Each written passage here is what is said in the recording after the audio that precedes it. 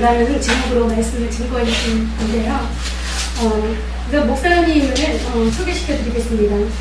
우리 한문천 목사님은 민족복음화 운동본부 후원 임원이세요. 그리고 예수생명 부흥협회 사무총장으로 일하고 계십니다. 그리고 순복음 총회 신학대학원 동문회 회장이시고 서울에 있는 새사람 순복음교회 담임 목사로 심호하고 계십니다.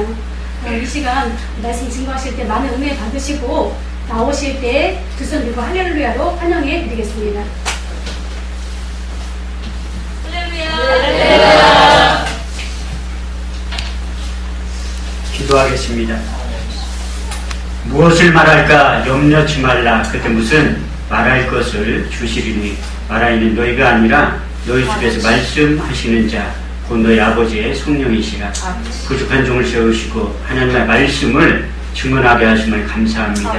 하나님의 말씀을 증언할 때 성령으로 말하게 하시고 오직 진실만을 말하게 하여 주옵소서. 우리가 하나님의 말씀을 받을 때 사람의 말을 받지 말게 하시고 오직 살아계신 하나님의 언약의 말씀으로 받아서 내 마음의 신비에 새기게 하여 주옵소서. 선포되진 말씀에 굴복당하게 하시고 선포되진 말씀 내 삶을 주관케 하시고 이끌고 나가게 하여 주옵소서.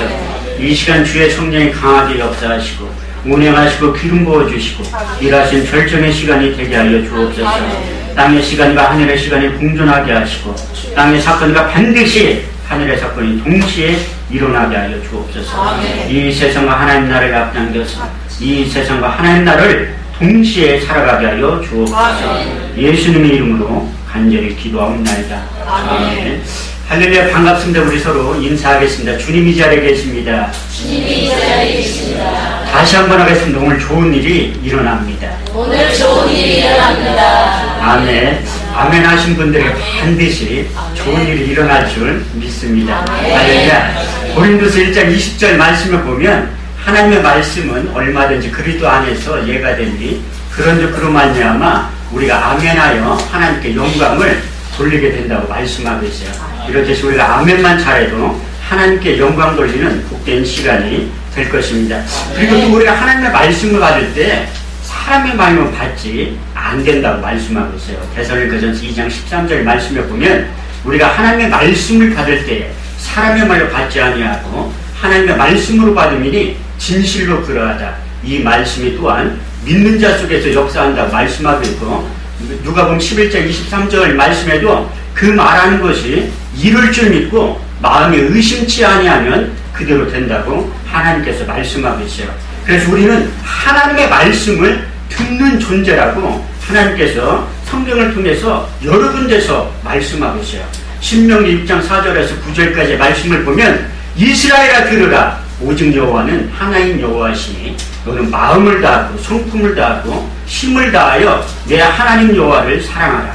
오늘날 내게 명한 그 모든 명령을 너는 내 마음에 새기고 내 자녀에게 부지런히 가르치며 집에 앉았을 때에든지 누웠을 때에든지 길을 행할 때에든지 일어날 때에든지 이 말씀을 강론할 것이며 넌 그것을 손목에 메어 기우로 삼으며 내 미간에 붙여 토를 삼고 내 집 문설주와 바깥문에 기록하라고 말씀하고 있어요. 이렇듯이 이스라엘 백성들에게 아니 우리에게 하나님께서 하나님의 말씀을 들으라고 당부하고 있고, 또 예수님께서도 누가복음 11장 28절 말씀을 통해서도 예수께서 가라사대 오히려 너희가 내 말을 듣고 그 가운데 기록한 대로 직접 행할 때 복이 있다고 말씀하셨고, 성령 하나님께서도 기 있는 자들 교회에게 하시는 말씀을 들을지어다. 요한계시록 2장 7절, 17절, 29절을 통해서 말씀하고 있는데, 이렇듯이 하나님의 음성을 들어야 되고 예수님의 음성을 들어야 되고 성령께서 교회들에 하시는 말씀을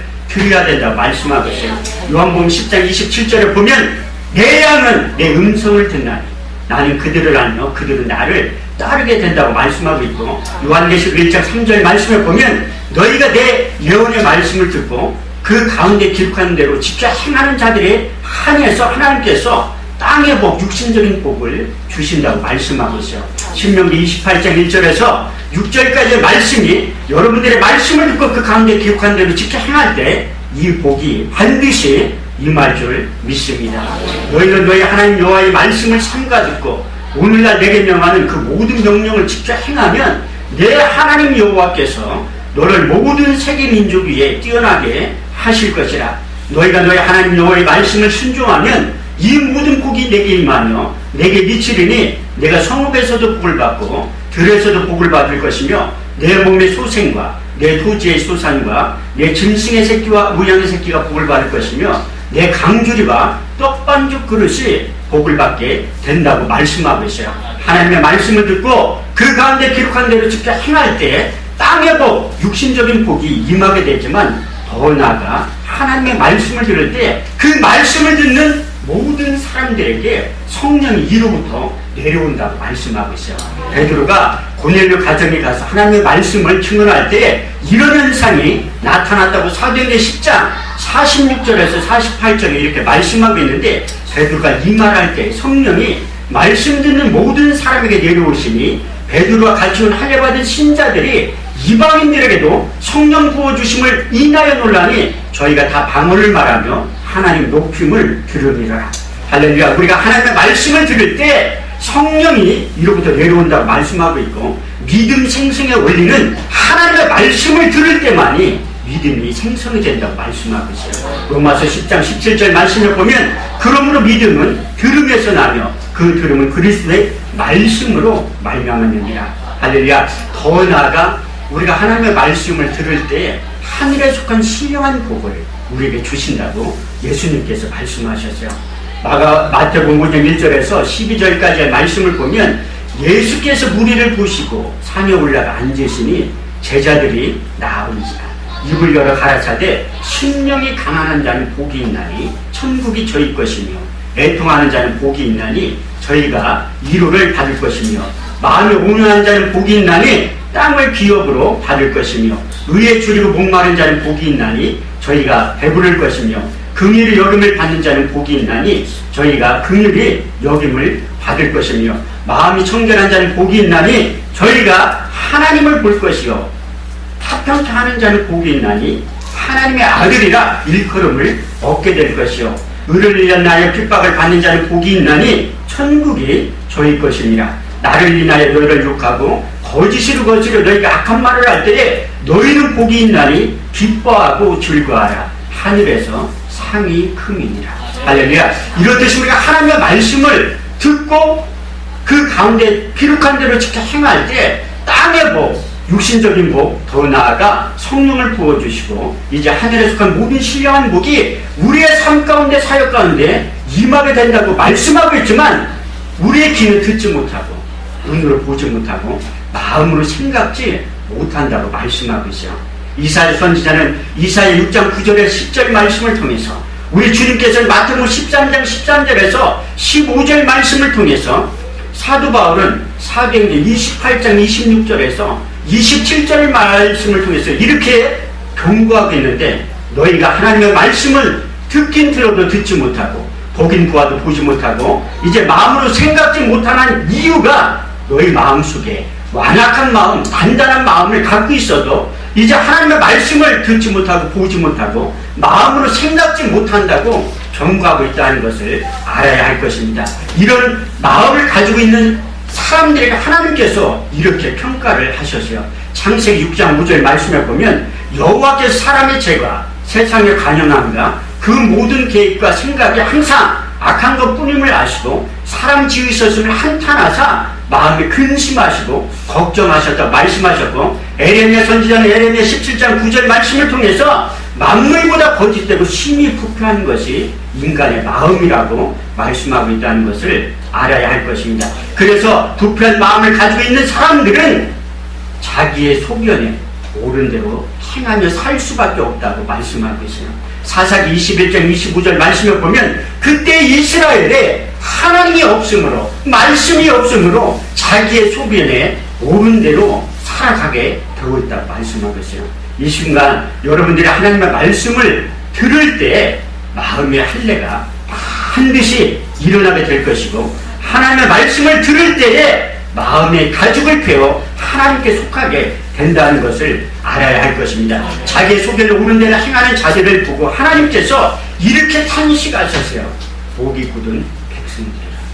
그래서 너희는 신명기 10장 14절 말씀을 통해서 스스로 할례를 행하여 다시는 목을 굳게 하지 말라고 책망하셨고 에레미야 4장 4절 말씀을 통해서 유다와 이스라엘 거민들아 너희는 스스로 할례를 행하고 마음의 가죽을 베어 나 여호와께 속하게 된다고 말씀하고 있어요.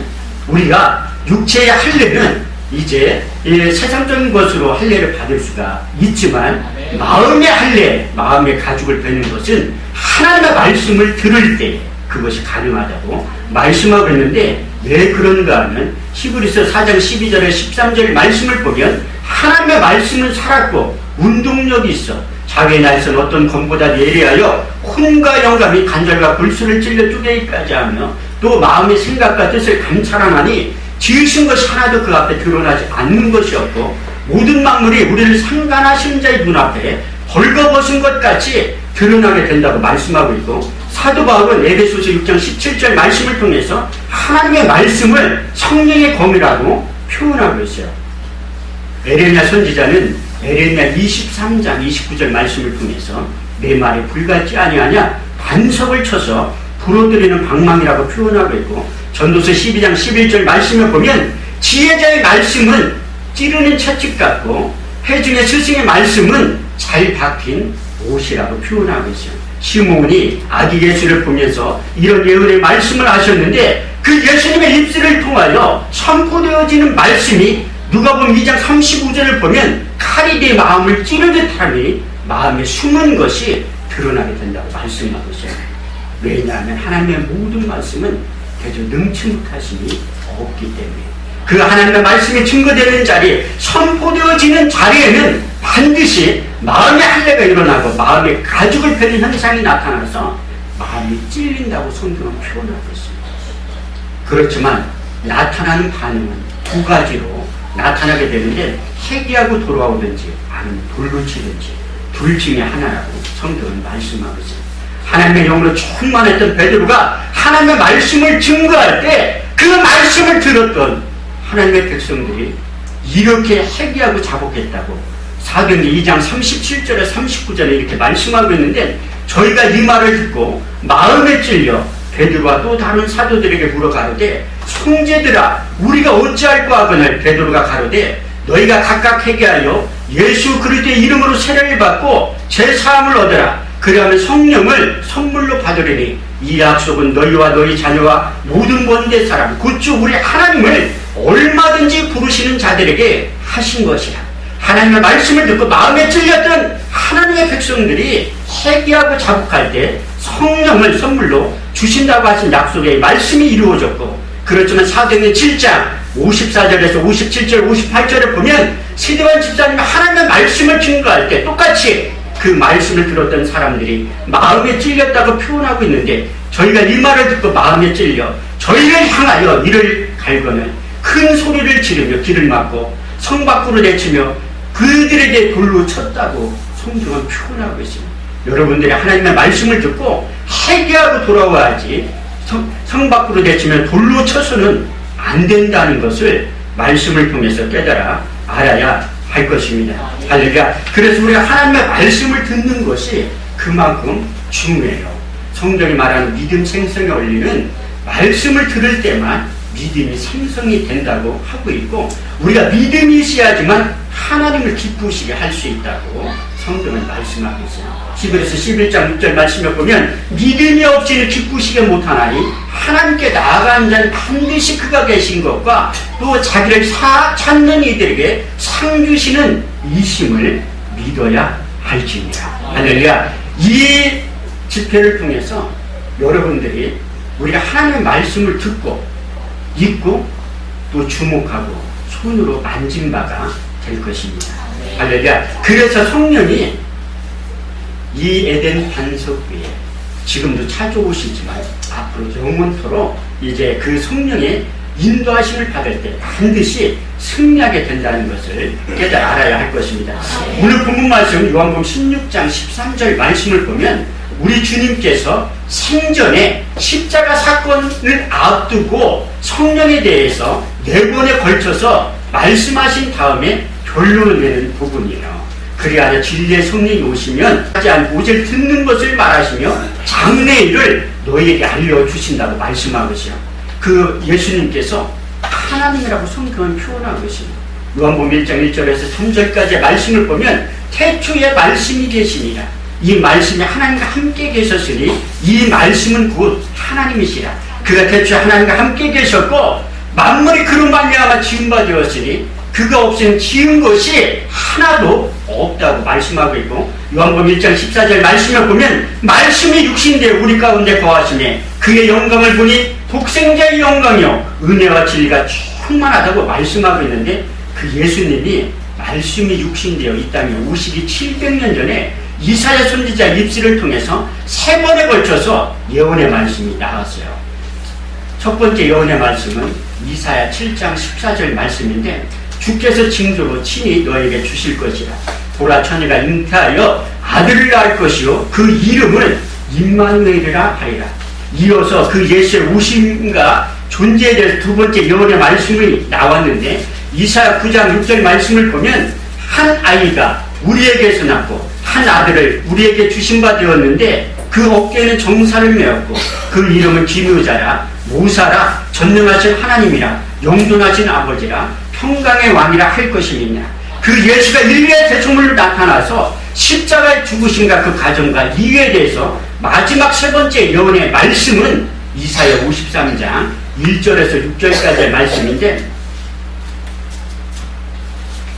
여호와의 팔이 네게 나타나느뇨 그는 주 앞에서 자라나기를 연한 순 같고 마른 땅에서 나온 줄기 같아서 곤 모양도 없고 풍채도 없은즉 우리의 보기에 흠모할 만한 아름다운 것이 없도다. 그는 멸시를 받아서 사람에게 실어버린 바 되었으며 간고를 많이 겪었으며 질고를 아는 자야. 마치 얼굴을 가리고 사람을 바라보지 않음을 받는 자 같아서 멸시를 당하였고 우리도 그를 기이 여기지 아니하였도다.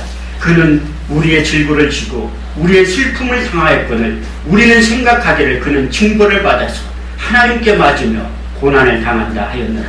그가 찔림은 우리의 허물을 인하며 그가 상함은 우리의 죄악을 인하니라. 그가 징계를 받음으로 우리가 평화를 누리고 그가 채찍에 맞음으로 우리가 나음을 입었도다. 우리는 다 양 같아서 그를 행하여 각기 제 길로 갔거늘 여호와께서는 우리 무리의 죄악을 그에게 담당시키셨도다.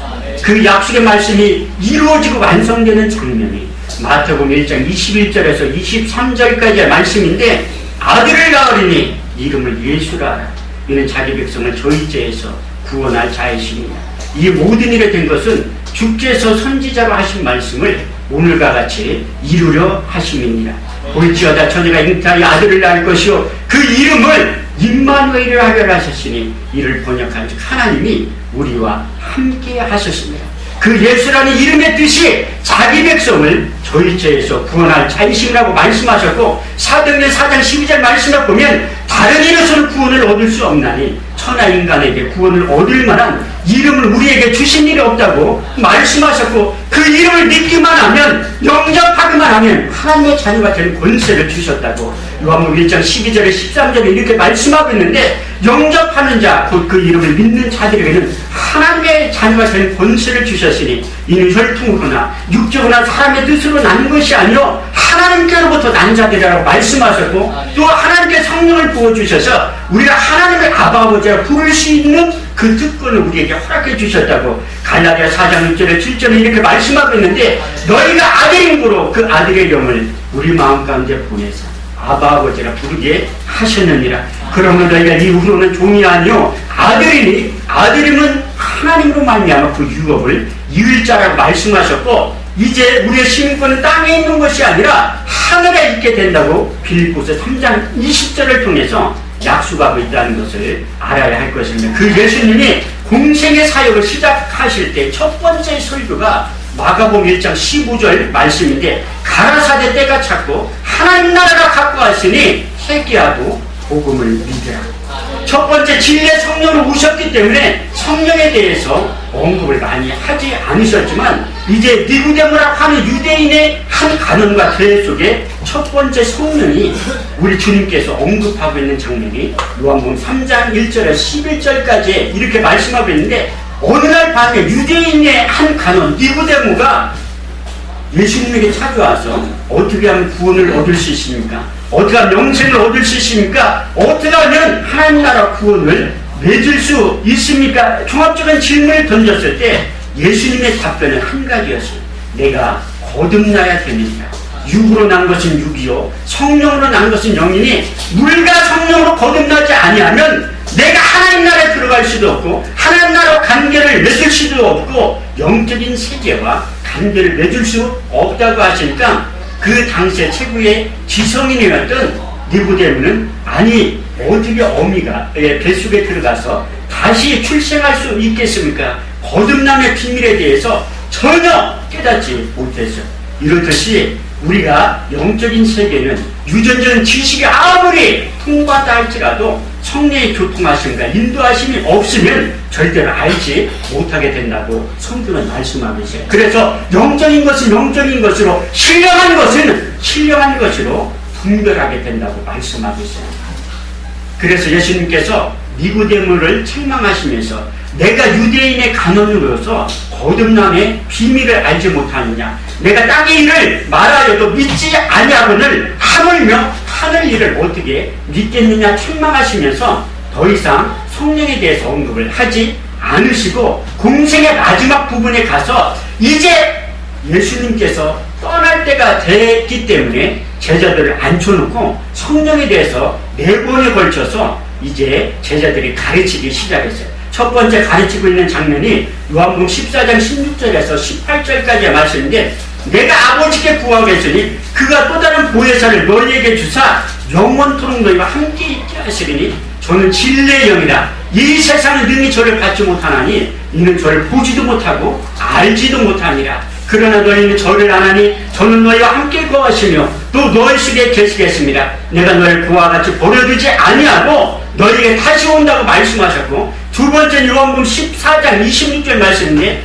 보혜사 곧 아버지께로부터 너희에게 보내실 성령 그가 너희에게 모든 것을 가르치시고 내가 말한 모든 것이 생각나게 될 것이라. 그 성령이 오시면 내가 한 말이 생각나고 나에 대해서 자세하게 가르쳐 주실 것이다. 이렇게 예수님께서 가르쳐 주셨는데도 알지 못하니까 세 번째 요한복음 15장 26절 말씀을 통해서 아버지께로부터 너희에게 보낼 보혜사 곧 아버지께로부터 나오신 진리의 성령이 오실 때에 그가 나를 증거하실 것이요 그래도 깨닫지 못하니까 마지막 네 번째 요한복음 16장 7절에서 9절까지의 말씀을 통해서 내가 실상을 말하노니 내가 떠나가는 것이 너에게 유익이라. 가면 내가 보혜사를 너에게 보내리니 그가 와서 죄에 대하여 의에 대하여 심판에 대하여 이 세상을 책망하시리라. 죄의 대하라면 너희가 나를 믿지 아니하며 의의 대하라면 내가 아버지께로 가서 너희가 나를 다시 보지 못하며 심판의 대하라면 이 세상 임금이 심판을 받으느냐. 이 말씀까지 하시고 생전에는 더 이상 말씀을 하지 않으셨어요. 그렇지만 구약의 선지자 예언자들을 통해서 성령이 임하게 될 것이다. 여러 군데서 예언의 말씀이 나왔는데 이사야 11장 2절 말씀에 보면 주 여호와의 신 곧 지혜와 총명의 신이요 모략과 재능의 신이요 지식과 여호와를 경외하는 신이 각 사람에게 임하게 될 것이다. 그 예언의 말씀이 나왔고 두 번째 예언의 말씀은 이사야 32장 15절 말씀인데 마침내 성신을 이해로부터 너에게 부어주게 된다고 약속하셨어요. 요엘 선지자를 통해서 그 유명한 말씀 요엘서 2장 28절에 29절 말씀이 나왔는데 그때에 내가 내 신을 만민에게 부어주리니 너희 자녀들은 장래일을 말할 것이요 너희 젊은이들은 환상을 보고 너희 늙은이들은 꿈을 꾸리라. 그때에 내가 내 신을 남종과 여종들에게 부어준다고 예언하셨고 이제 신약과 구약의 마지막 선지자인 세례 요한을 통해서도 이런 예언의 말씀이 나왔는데 나보다 능력 많으시니가 내 뒤에 오시나니 나는 몸을 굽혀 그의 신을 들기도 감당치 못하겠느냐. 나는 물론 너에게 세례를 베풀거니와 그는 성령과 불로 너에게 세례를 베풀 것이요 손에 키를 잡고 자기의 타작마당을 정하게 하사 알고 본바 곡간에 들고 쭉정이 꺼지지 않는 불에 태우신다고 말씀하셨어요.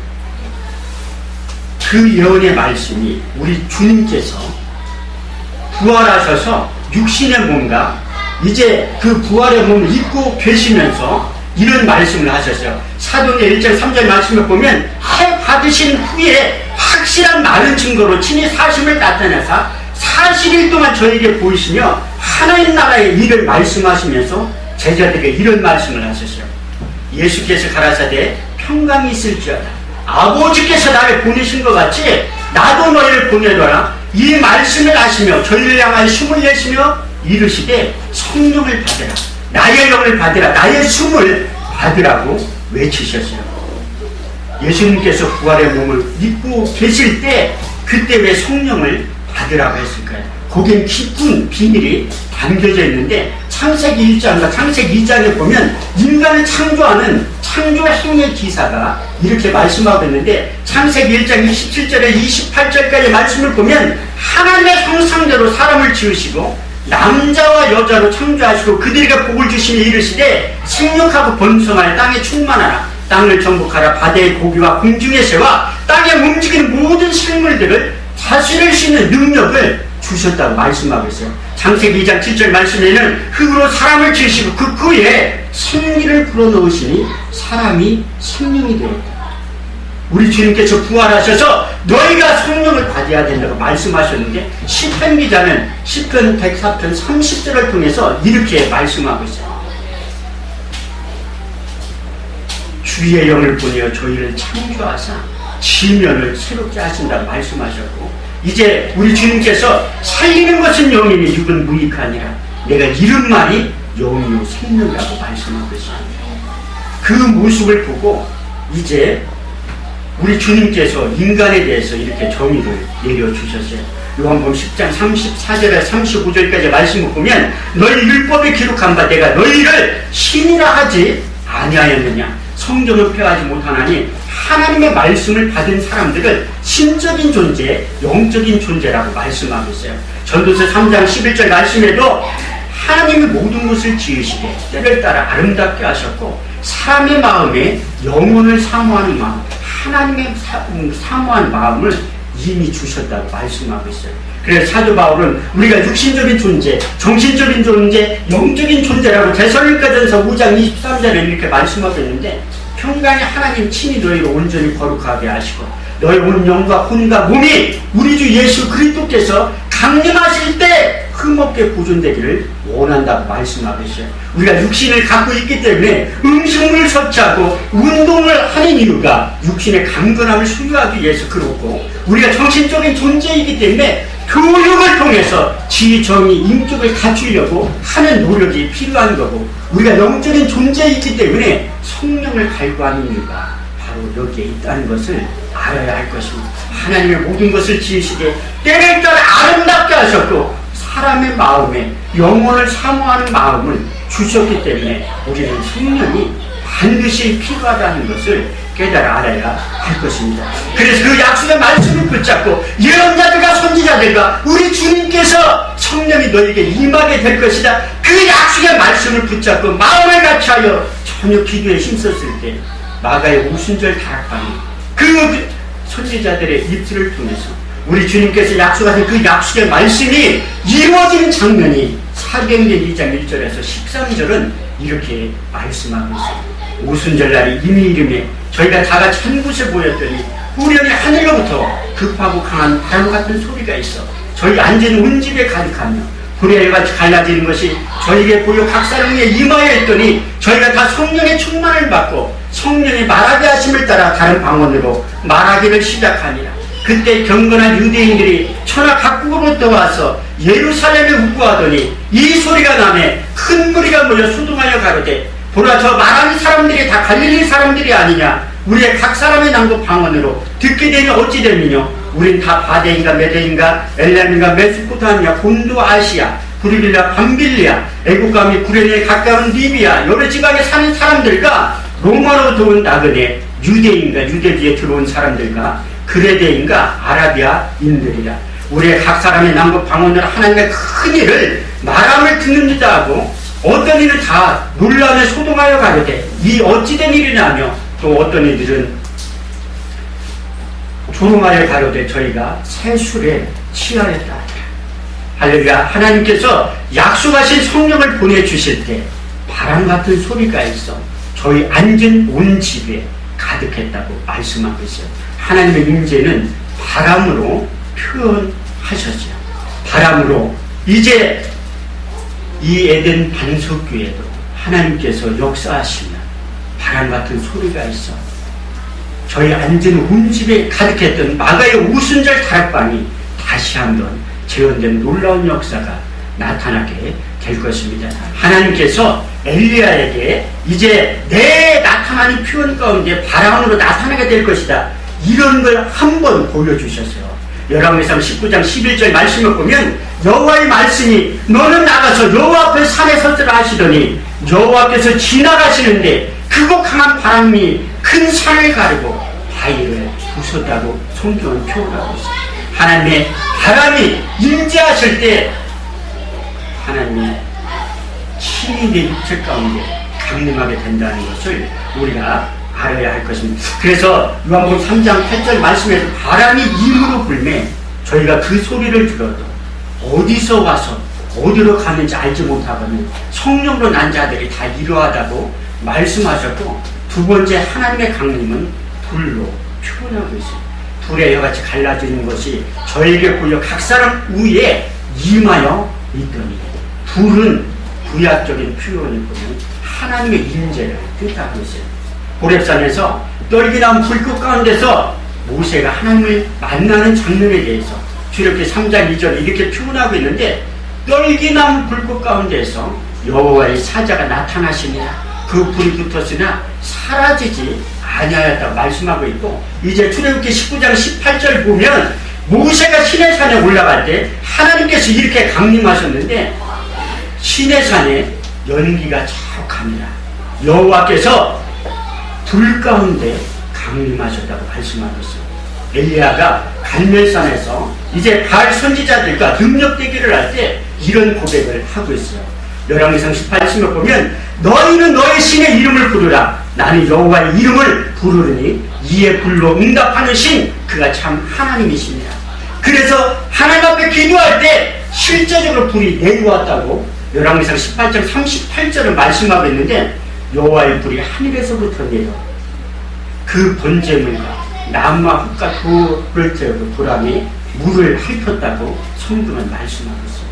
이렇듯이 세례 요한을 통해서 내 뒤에 오시는 이가 나보다 능력이 많으시니 그는 성령과 불로 너에게 세례를 주신다고 하신 언약의 말씀이 이루어져서 이제 누가복음 12장 49절 말씀을 통해서 우리 주님께서 내가 불을 땅에 던지러 왔다고 주님께서 친히 말씀하셨습니다.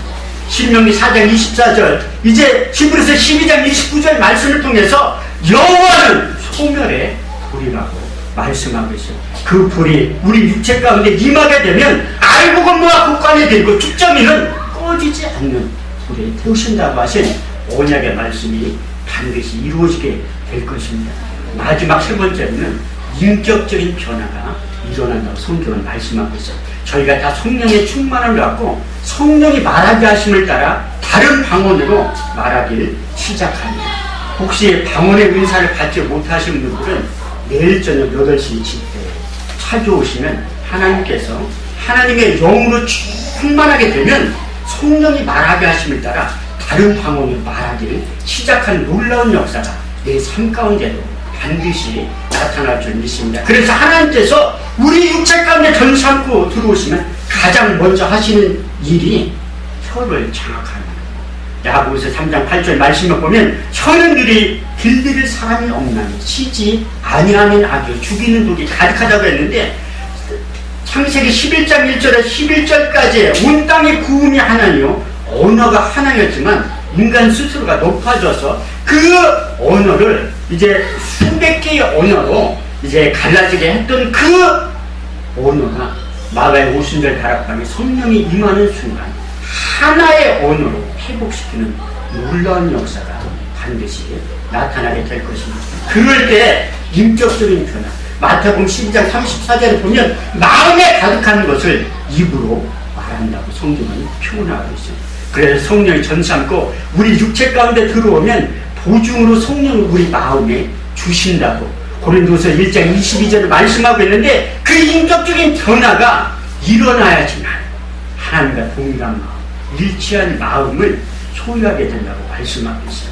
하나님께서 우리에게 성령을 보내주신 궁극적인 목적은 하나님과 동일한 마음, 일치한 마음을 소유하기 위해서 그래서 하나님의 생각이 내 생각이 되고 하나님의 뜻이 내 뜻이 되고 하나님의 일들이 어제까지 멀게 느껴졌지만 내일처럼 자연스럽게 느껴지게 만들기 위해서 성령을 보내주셨다고 말씀하고 있어요. 사도 바울은 빌립보서 2장 5절에서 8절을 통해서 너희 안에 이 마음을 품으라 곧 그리스도의 예수의 마음이니 그는 근본 하나님과 본체시나 하나님과 동등됨으로 취할 것으로 여기지 아니하시고 오히려 자기를 비워 종의 형체를 가져 사람들과 같이 되었고 사람의 모양으로 나타나셨으니 자기를 낮추시고 죽기까지 복종하셨다고 말씀하고 있어요. 사도 바울은 우리가 하나님 체험할 때 우리랑 똑같이 체험합니다. 그는 예수님과 동시대에 살고 있었지만 예수님의 제자들처럼 직접적으로 예수님에게 배우지 않았어요. 다메섹 도상에서 빛으로 오신 영으로 오신 그 주님을 만난 다음에 변해서 새 사람이 됐다고 그는 고백하고 있어요. 우리도 그 성령을 만나기만 하면 빛으로 오신 예수님을 만나기만 하면 변화의 새 사람이 될 수 있다고 성경은 강조하고 있어요. 그래서 이제 사도 바울은 고린도전서 2장 1절에서 15절까지의 말씀을 통해서 자기가 예수 그리스도의 마음을 소유하기까지의 과정에 대해서 그는 이렇게 간증하고 있습니다. 형제들아 내가 너희 가운데 나아가 하나님의 증거를 전할 때 말같이 아름다운 것으로 하지 아니하였나니 내가 오직 그리스도 예수와 그의 십자가에 죽으신 것 외에는 아무것도 알지 아니하기로 작정하였습니다. 내가 너희 가운데 거할 때에 약함을 두려워하며 심히 떨었느라 내 말과 내 전도하니 지혜의 권하는 말로 하지 아니하고 다만 성령의 나타남과 능력으로 하여 너희 믿음이 사람의 지혜에 있지 아니하고 하나님의 능력 가운데 있게 하려 하였느라. 이 지혜를 온전한 주의 자들 중에서 말하는데 이 지혜는 이 세상의 지혜가 아니요 이 세상에 없어질 가난들의 지혜도 아니요 오직 감추었던 것인데 하나님의 지혜를 말하는 것인데 그것은 우리를 위하여 만세전에 미리 정하신 것이라. 이 지혜는 이 세대의 가난에 하나도 말하지 못하였나니 만일 알았더라면 영광의 주를 십자가에 못 박지 아니하였으리라. 기록된 바 하나님이 자기를 사랑하는 자들 위하여 예비하신 모든 것을 눈으로 보지 못하며 귀로도 듣지 못하며 또 마음으로도 생각지 못하였다는가 같으니라. 오직 성령으로 이것을 우리에게 보이셨으니 성령은 모든 것 하나님의 깊은 것이라도 분달하시느니라. 사람의 사정을 사람 속에 있는 영예는 누가 알리요? 이와 같이 하나님의 사정도 하나님의 영예는 아무도 알지 못하느니라. 우리가 세상의 영을 받지 아니하고 아버지께로부터 온 영을 받았으니 이는 우리로 하여금 하나님께서 은혜로 주신 것들을 알게 하려 하심이니라. 우리가 이것을 말하거니와 세상의 가르친 말로 하지 아니하고 성령의 가르치신 것으로 하니 신령한 것은 신령한 것으로 분별하느니라. 육에 속한 사람은 하나님의 성령의 일을 받지 아니하나니 저에게는 미련하게 보이며 또 깨닫지도 못하나니 이런 일은 영적으로야 분별하느니라. 신령한 자는 모든 것을 판단하나 자기는 아무에게도 판단을 받지 아니하느니라. 1절부터 15절까지 자기가 간증하는 것은 16절을 말하기 위해서 누가 주의 마음을 알아서 주를 가르치겠느냐. 그러나 우리가 그리스도의 마음을 가졌느냐. 할렐루야. 하나님께서 그리스도의 마음을 가지면 이런 신앙 고백이 저절로 나타나게 된다고 말씀하고 있는데, 갈라디아서 2장 20절 보면 내가 그리스도와 함께 십자가에 못 박혔나니 그런 줄 이제는 내가 산 것이 아니오 오직 내 안에 그리스도께서 사신 것이라. 이제 내가 육체 가운데 사는 것은 나를 사랑하사 나를 위하여 자기 몸을 버리신 하나님의 아들을 믿는 믿음 안에서 사는 것이라. 우리 주님께서 십자가 상에서 그가 찔림은 우리의 허물을 인하며 그가 상함은 우리의 죄악을 인함이라. 그가 징계를 받음으로 우리가 평화를 누리고 그가 채찍에 맞음으로 우리가 나음을 입었다고 말씀하셨던 것처럼 사도 바울은 간접적으로 주님의 심정을 초유해서 그 십자가 체험을 한 이후에 고린도전서 1장 18절 말씀을 통해서 십자가의 구가 멸망하는 사람에게는 미련한 것이요 구원을 얻은 우리에게는 하나님의 능력이 된다고 말씀하는 것입니다. 그래서 사도 바울의 신앙 고백과도 같은 로마서 14장 8절 말씀이 저와 여러분들도 동일하게 그 고백을 하게 될 것입니다. 우리가 살아도 주를 위하여 살고 죽어도 주를 위하여 죽나니 우리가 사나 죽으나 다 주의 것이라. 사도 바울은 고린전서 6장 19절에 20절 말씀을 통해서 너희 몸은 너희 것이 아니라 피로 값주고 산 것이 되었으니 그런즉 너희 몸으로 하나님께 영광을 돌리라고 말씀하고 있습니다. 그 성령이 우리 육체 가운데 전삼고 들어오시면 하나님과 동일한 마음, 일치한 마음을 소유하게 된다고 말씀하고 있어요. 그럴 때 우리가 변할 새 사람이 된다고 말씀하고 있는데, 새 사람이라는 단어가 성경에 딱 4번 나와요. 구약에 한 번 나오는데 사무엘상 10장 16절에 보면 내게는 여호와의 영이 크게 임하리니 너도 그들과 함께 변하여 새 사람이 된다고 말씀하고 있고, 이제 사도 바울의 일부를 통해서 3번에 걸쳐서 이제 새 사람이라는 단어가 나오는데, 골로새서 3장 10절에 보면 새 사람을 입었으니 이는 자기를 창조하신 자의 형상을 쫓아 지식에까지 새롭게 함을 입는 자가 된다고 말씀하고 있고, 에베소서 2장 15절 말씀에 보면 원수된 것 의문에 속한 계명의 율법을 자기 육체로 폐하하셨으니 이는 이들로 자기 안에서 한 사람을 지어 합평하게 된다고 말씀하고 있고, 마지막 3번째는 에베소서 4장 21절에서 24절까지의 말씀인데, 진리가 예수 안에 있는 것 같이 가연 그에게서 듣고 그에게서 가르침을 받았을진데 너희는 유혹의 욕심을 따라 썩어져가는 구습을 쫓는 옛사람을 벗어버리고 의와 진리로 거룩함으로 지으심을 입은 새 사람을 입게 된다고 말씀하고 있습니다.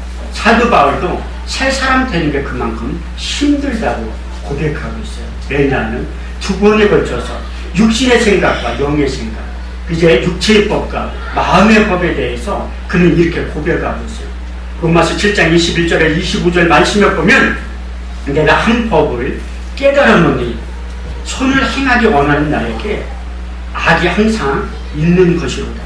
내 속사람으로는 하나님의 법을 즐거워야 돼. 내 지체 속에 있는 또 다른 법이 내 마음의 법과 싸워 내 지체 속에 있는 죄의 법 아래로 사로잡아 오는 것을 내가 보는도다. 오라 나는 곤고한 사람이로다. 이 사망의 몸에서 누가 나를 건져내라. 내 마음으로는 하나님의 법을, 내 육신으로는 죄의 법을 섬기게 된다고 그는 고백하고 있고, 로마서 8장 5절에서 9절까지 말씀을 보면 육신을 쫓는 자는 육신의 일을, 영을 쫓는 자는 영의 일을 생각하는, 육신의 생각은 사망이요 영의 생각은 생명과 평안입니다. 육신의 생각은 하나님과 원수가 되나니 이는 하나님의 법에 굴복지 아니할 뿐 아니라 할 수도 없느니라. 육신의 생각은 하나님을 기쁘시게 할 수 없느니라. 만일 너희 가운데 하나님의 영이 거하시면 너희가 육신에 있지 않고 영에 있나니 누구든지 그럴 때의 영이 없으면 그럴 때의 사람이 아니라고 말씀하고 있습니다. 그래서 하나님의 영이 우리 육체 가운데 전삼고 들어오시면 우리가 변화의 새 사람이 되고 이제 새 일을 하게 된다고 말씀하고 있어요. 이사야 43장 18절에 19절 말씀을 보면 이제 너희는 이전 일을 기억하지 말라, 옛적 일을 생각하지 말라. 보라, 내가 새 일을 행하리니 이제 나타날 것이라. 너희가 그것을 알지 못하겠느냐? 정령이 내가 광야의 길을 사막의 강을 낸다고 말씀하고 있어요. 이사야 65장 17절 말씀에도 내가 새 하늘과 새 땅을 창조하리니 이전 것은 기억되거나 마음에 생각나지 아니할 것이다. 하나님께서 그 새 일을 하기 위해서 새로운 심, 독수리의 날개치듯 새 심을 공급해 준다고 말씀하고 있어요. 이사야 40장 29절에 31절까지 말씀을 보면 피곤한 자에게 능력을 주시며 무능한 자에게 힘을 더하시나니 소년이라도 피곤하며 곤비하며 장정이라 넘어지며 자빠지게 오직 여호와를 앙망하는 자는 새 힘을 얻으리니 독수리의 날개치며 올라가면 같을 것이며 다른 박질하여도 피곤치 아니하겠고 걸어가도 곤비치 아니하리라. 이따 오후 예배 때 이 약속의 말씀이 반드시 여러분들 삶 가운데 그대로 이루어지게 될 것입니다. 그래서 기름 부음이 임하면, 말씀의 기름 부음이 임하면 너희는 거룩한 자에게서 기름 부음을 받고 모든 것을 알게 되고 하나님께서 주시는 독수리의 날개치는 그 힘의 능력이 우리의 삶 가운데 임하게 된다는 것을 깨달아 알 수 있고, 우리가 하나님의 말씀을 귀로 듣고 눈으로 봤지만 주목하고 손으로 만진 바가 되고, 그것은 성령의 기름 부음이 임할 때 가능하게 된다는 것을 알아야 할 것입니다. 여러분들이 2시 집회에 참석하면 여러분의 인생 가운데서 전혀 느끼지 못하는 일들이 반드시 나타나게 될 것입니다. 참석해 주세요. 제가 마지막으로 당부의 말씀을 한 가지 드리려고 하는데, 저는 예언자가 아니에요. 그런데 하나님께서 대언의 영이 임하면 이렇게 하나님의 말씀을 증거할 수가 있어요. 요한계시록 19장 10절에 보면 예수의 증거는 대언의 영이 임할 때 가능하다고 말씀하고 있고, 이제 사무엘하 23장 22절 말씀을 보면 여호와의 신이 나를 빙자하여 말씀하시며 그 말씀이 내 혀에 있도다. 마태복음 10장 19절에 20절까지의 말씀을 보면 무엇을 말할까 염려치 말라. 그때 무슨 말할 것을 주시리니 말할 너희가 아니라 너희 속에서 말씀하시는 자 곧 너희 아버지의 성령이시라. 하나님께서 저에게 이제 집회하기로 결정을 하고 기도할 때 하나님께서 미리 깨닫게 해주시는 몇 가지의 말씀을 전달하고 마치려고 합니다. 그 신명기 18장 20절에서 22절까지의 말씀을 보면 내가 고하라고 명하지 아니한 말을 다른 선지자가 방자히 내 이름으로 고하든지 다른 신들의 이름으로 고하면 그 선지자는 죽임을 당하게 된다고 말씀하고 있어요. 내 마음에 이르기를 이것이 여호와의 이르신 말씀인지 우리가 어떻게 알리요? 만일 어떤 선지자가 있어서 여호와의 이름으로 말한 일에 증언도 없고 성취함도 없으면 이는 여호와의 이름으로 말한 것이 아니라 그 선지자가 방자히 한 말이니 너는 그를 두려워 말라고 말씀하셨고, 에스겔서 13장 1절에 3절까지의 말씀을 보면 여호와의 말씀이 내게 임하여 가라사대 인자야 너는 이스라엘에 예언하는 자를 쳐서 예언하되 자기의 마음에서 나는 대로 예언한 자들에 가서 이르기를 너희는 주 여호와의 말씀을 들어라. 주 여호와의 말씀에 본 것이 없이 자기의 심령을 따라 예언하는 자들은 화가 미치게 된다고 말씀하고 있어요.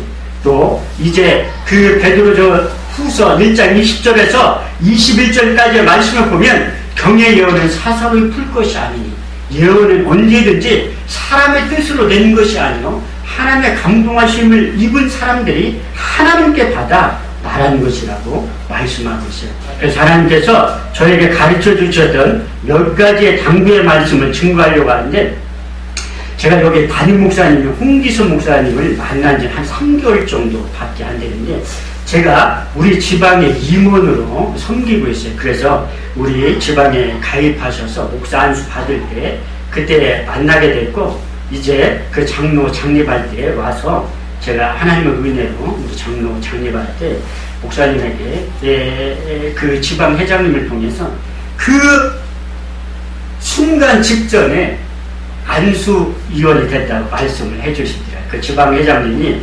연세가 별로 많지가 않네요. 77세인데 아주 서프라이즈, 비밀을 아주 이렇게 강조하시는 분이라, 저희가 여기 와서 이렇게 알게 되면 저는 개인적으로 참 영광이, 이렇게 처음으로 장로 창립할 때 이제 안수를 하게 되면 개인적으로 참 영광이고, 그만큼 책임이 있다는, 도의적인 책임이 있다는 걸 느끼는데, 하나님께서 홍기선 목사님에게 주신 말씀이 있어요. 에레미야 1장 5절에서 9절까지의 말씀인데, 내가 복중에 짓기 전에 너를 알았고, 내가 태에서 나오기 전에 너를 구별하고, 내가 너를 열방의 선지자로 세웠노라 하시기를, 내가 슬퍼로소이다 주 여호와의 보소서, 나는 아이라 말할 줄을 알지 못하나이다. 여호와께서 그에게 일러 가라사대, 너는 아이라 하지 말라. 내가 너를 누구에든지 보내든지 너는 가며, 내가 무엇을 명하든지 너는 말할지라. 너는 그들을 인하여 두려워 말지니라. 여호와께서 손을 내 입에 대시며 이르기를, 내 말을 내 입속에 두어 있는 나의 말로 불이 되게 하고, 이 백성들을 나무가 되게 하리니 이 불로 그들을 사르게 된다고 말씀하셨고, 에레미야 23장 28절에서 29절까지 말씀을 보면, 나 여호와가 말하느라 몽사를 얻은 선지자는 몽사를 말할 것이요, 하나님의 말씀을 받은 자는 성실함으로 그 말을 하게 될 것이라. 나 여호와가 말하느라 내 말이 불같지 아니하냐, 반석을 쳐서 부러뜨리는 방망이라고 표현하고 있어요. 하나님께서 홍기선 목사님에게 이 약속의 말씀을 주시고, 이런 세 가지의 사역을 앞으로 하게 만드실 거예요. 에레미야 2장 13절 말씀을 보면, 내 백성이 두 가지 악을 행하였나니 생수에 그런 데는 나를 버린 것과 스스로 웅덩이를 판 것인데, 그것은 물을 저축지 못할 터진 웅덩이가 된다고 말씀하고 있어요. 또 에레미야 4장 4절을 보면, 유다와 이스라엘 거민들아, 너희는 스스로 할례를 행하고 마음의 가죽을 베어 하나님께 속하게 된다고 말씀하고 있어요. 에레미야 31장 31절에 33절까지 말씀을 보면, 나 여호와가 말하노라, 보라 나를 이르르니 내가 이스라엘 집과 유다 집에 새 언약을 세우리라. 나 여호와가 말하노라, 이제 내가 너희 남편이 되었어도 이제 애굽 땅에서 인도하여 내던 날의 새로운 언약과 같지 않는 것은, 너희가 내 남편이 되었어도 너희가 내 언약을 파하였습니다. 나 여호와가 말하노라, 그러나 그날 후에 내가 이스라엘 집에 새로운 언약을 이루하니, 곧 내가 나의 법을 너희 속에 두고 그 마음에 기록하여 그들은 내 백성이 되고 나는 그들의 하나님이 될 것이라. 할렐루야. 이런 말씀 사역을 하기 위해서 홍기선 목사님을 부르셨다고 이제 하나님께서 가르쳐 주셨어요. 그래서 제가 여기 와서 볼 때 가족분들이, 제가 여기 집회를 하고 오기 전에 인터넷에 올린 사진을 이렇게 유심 봤는데 가족들이 많이 계신 것 같아요. 홍기선 목사님이 이제 비록 동생이라 할지라도 동생으로 여기면 안 돼요. 마태복음 13장 58절을 보면, 그의 믿지 않음을 인하여 예수께서 많은 이적과 기적을 행치 않으셨다고 말씀하고 있어요. 예수님도 고향에서 배척받으실 때 많은 이적과 기적을 행치 않으셨는데, 홍기선 목사님도 그래 너는 내 동생이야 이렇게 인식이 되면 많은 이적과 능력이 나타나잖아요. 그래도 그건 괜찮은데 너는 내 딸이야, 이렇게 아버님들이 생각하시면 역사는 나타날 수가 없어요. 우리가 믿음 생활하는 분들은 세 분의 아버지가 있어요. 믿지 않는 자들도 이제 육신적인 아버지가 있지만, 믿는 자들은 내 영혼의 아버지인 하나님 아버지가 있어요. 세 번째는 내 믿음의 아버지, 담임 목사님이 있어요.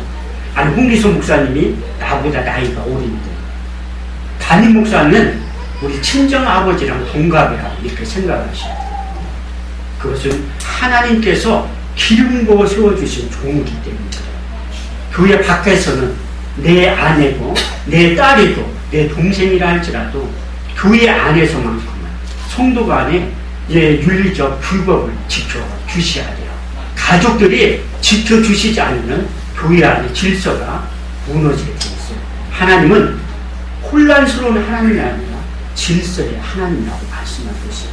여러분들이 이 점을 명심하시고 하나님께서 이 세상에 가장 존귀히 쓰임받는 담임 목사님, 홍기성 목사님이 반드시 되는데 그 훌륭한 목사는 여러분들이 만들어야 합니다. 교인에게. 그래서 제가 말씀을 마치기로 하고 2시에 다 참석했습니다. 이때까지 말했던 그 말씀이 경험이 되고 체험이 되고 손으로 만짐받는 그 시간이 될 것입니다. 기도하겠습니다. 하나님 감사합니다. 부족한 종을 세우시고 하나님의 말씀을 증언하게 하시면 감사합니다. 선포되는 말씀이 육의 신비에 새기게 하여 주옵소서. 그 말씀을 쫓아 나아갈 때 시편 119편 105절 말씀이 그대로 이루어지게 하여 주옵소서. 주의 말씀은 내 발의 등이요 내 길의 빛이라고 하신 말씀이 우리의 생각 속에서 떠나지 않게 하여 주옵소서. 예수님의 이름으로 간절히 기도하옵나이다. 아멘.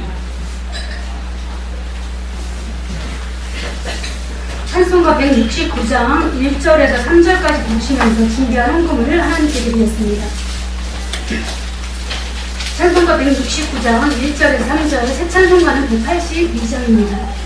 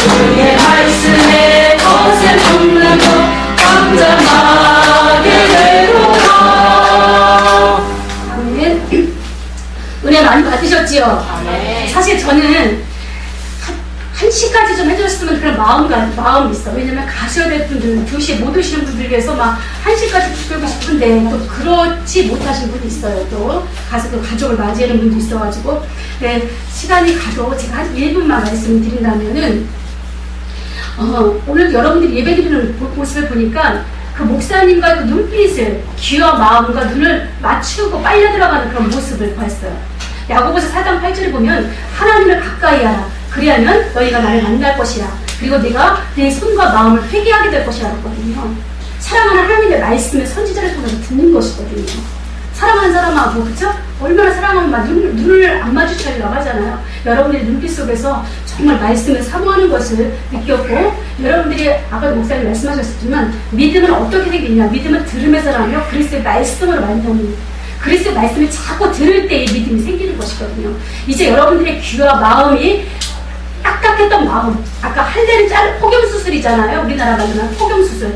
마음과 귀가 딱딱해졌던 것들이 하나님의 말씀을 들을 때 성령의 기름을 받으면 그것이 잘라져가지고 여러분들의 생명의 말씀, 축복의 말씀, 치료의 말씀이 성령이 임하셔서 여러분들에게 2시에 내일 저녁 8시에 기적과 표적을 통해서 나타난다는 거예요. 표적이 왜 주셔요? 아, 하나님이 살아계시구나. 그렇게 외쳐대시는 성령님이 나에게 임하셨구나. 그래서 열심히 하늘나라 갈 때까지 주님 떠나지 말고 구원 잊지 말고 영생을 얻으라고 그 체험과 기적을 주시는 거거든요. 이때는 잘 먹고 잘 나와주시는 거 아니에요. 그것도 있지만은 내가 살아있는 것을 너희에게 증거로 보였으니까 너희들 구원을 잃으면 안 돼. 나를 떠나면 안 돼. 천국에 갈 때까지 여러분들을 구원하시기 위해서 그런 기적과 표적을 주시는 것입니다. 여러분은 이번에 특별한 일이 없으신 분들은 2시에 꼭 참석하시고 내일 저녁 8시 퇴근하실 수 있잖아요. 그렇게 하시고요. 이제 2시 예배를 못 드시는 분 있잖아요. 그런 분들은 가시기 전에 가시지 마시고 강대상에 올라오셔가지고 제가 목사님한테 부탁을 드렸어요. 먼저 가셔야 되는 분만 먼저 강대상에 올라가셔서 안수기도를 해주실 거예요. 안수기도를 받으실 말씀을 통해서 성령이 임하지만 주위의 종 선지자를 통해서 안수하실 때 거기에 기름 부음이 특별히 임하거든요. 여러분 믿고 사모함으로 강대상에 올라오셔가지고 무릎 꿇고 정말 겸손하게 사모하는 마음으로 받으시기를 바랍니다. 그리고 여러분들 목사님이 성경책 안 피셨어요. 지금까지. 그러면 성경 구절 몇 구절 정도 말씀하셨을 것 같아요. 한 600구절. 제가 보기에는 셀 수가 없어요. 한 500에서 600구절까지 나왔을 수도 있어요. 그럼 뭐예요? 하나님께서 성령을 통해서 하나님의 법을 내 마음과 내 생각이 기록해 주리라고 말씀하십니다. 히브리서 10장 8장 10절에 보면 내가 하나님의 말씀을 성령이 오시면 그 성령이 하나님의 말씀을 창세기로 요한계시록 말씀을 너희 마음과 생각에 기록해 주신다라고 말씀하셨어요. 우리의 지식으로 경험으로 어떻게 하나님의 말씀을 이해할 수 없고 물론 인위적으로 암송할 수 있죠. 그렇지만 살아 역사하지가 않아요. 체험이 없어요. 그런데 성령의 기름을 받으면 그 성령님께서 스승이 되어주셔서 그 말씀을 내 마음속에 새겨주시고 내 머릿속에 기억하게 해주셔서 여러분들이 이 세상에 험악한 마귀 권세 세상을 살아갈 때 그 말씀을 선포하면 하나님의 말씀이 살았고 운동력이 있어서 좌우의 날선 검보다 더 예리하여서 그 말씀이 흑암의 세력들을 물리쳐주시고 치료해주시고 축복해주시는 그런 말씀이 있는 것입니다. 여러분들 우리 목사님 사실 너무 모시기 힘들어요. 이렇게 작은 교회 모실 수 있는 스케줄도 안 되세요. 그리고 담임으로 계시기 때문에 설교를 하셔야 되는 주일날. 그런데 그래서 오후 2시부터 오시기로 했는데 제가 큰곡히 부탁했어요. 우리 11시 예배 못 오시는 분들 오시는데 2시에 못 오시는 분도 있으니까 꼭 11시 예배 와달 좀 부탁을 했어요. 그런데 오실 수 있는 상황이 사모님이 목사님이세요. 사모님. 그러니까 사모님 설교하시면 되잖아요. 제가 간절히 부탁을 해가지고 2시, 8시 못 오시는 분을 위해서 한 명이라도 더 듣게 하려고 그래서 변화를 새 사람이 되게 하려고 이렇게 부탁을 한 거니까 여러분들 못 오시면 빨리 가셔야 되는 분은 급하게 가셔야 되는 분들은 사모함으로 안수 받으시고 천천히 식사하시고 다 사모하는 분들은 다 안수기도 해드릴 거예요. 억지로는 안 해드려요. 사모하는 마음이 있으신 분들은 식사하시고 안수해드리고 또 2시 예배 끝나고도 해드릴 거고 8시 내일 8시 끝나고도 해드릴 것입니다. 사모하시기를 바랍니다. 광고는 말한 대로 2시, 내일 저녁 8시 오셔서 많은 은혜 받으시기를 주님의 이름으로 축원합니다.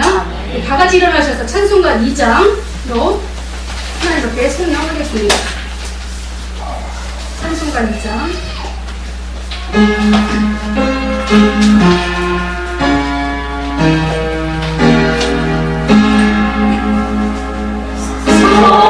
성자 성령님 찬송과 영광 돌려보내세 대처로 지금까지 또 영원한 거로 성삼위께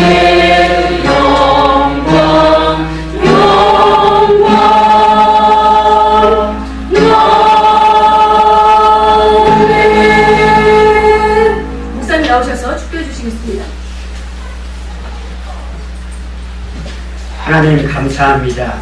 주님의 손에 나올 때 내 것과 하나님의 것을 구별하여 선별하여 하나님 앞에 예물 올려드립니다.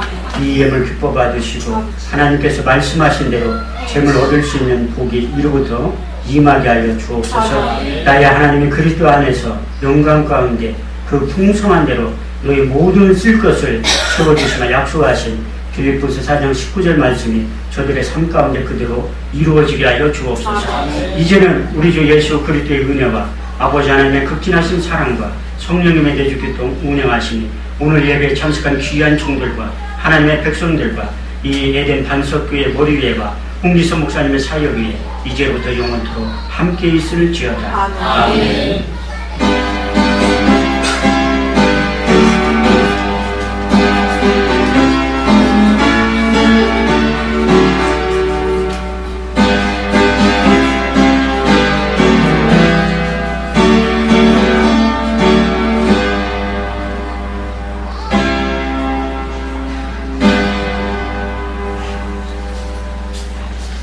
이 모든 영광 하나님께 돌리겠습니다. 그리고 오늘 말씀 주신 목사님께 또 박수로 감사 표현하겠습니다.